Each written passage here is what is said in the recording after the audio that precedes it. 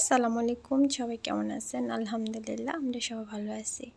যে যেখান থেকে আমার ভিডিওটি দেখতেছেন সবাইকে অসংখ্য ধন্যবাদ।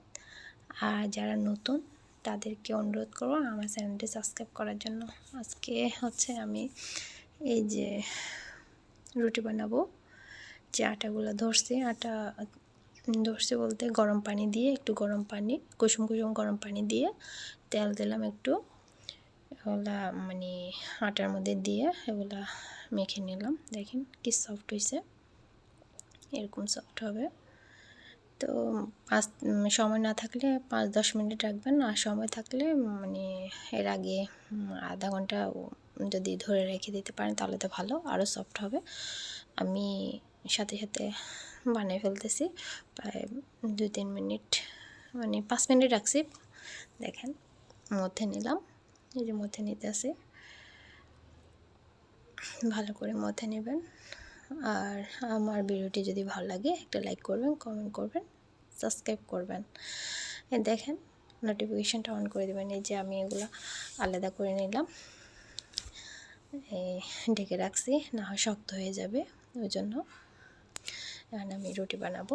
এই যে রুটি বানালাম, তাওয়ায় দিয়ে দেব। দেখেন একটা বানিয়েছে, এখন আরেকটা বানাবো। দেখেন আমার তাওয়া গরম হয়ে গেছে, তাওয়াটা এখন তাওয়াতে দেব। দেখেন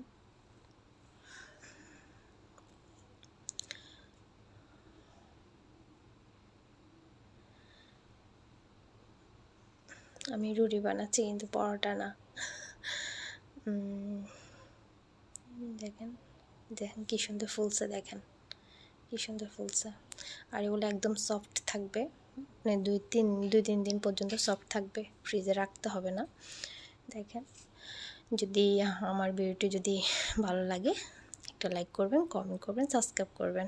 আমি আবারও বলছি নোটিফিকেশানটা অন করে দেবেন, তাহলে নতুন নতুন ভিডিও পাবেন। দেখেন কত সুন্দর, একদম সফট থাকবে আমার রুটি।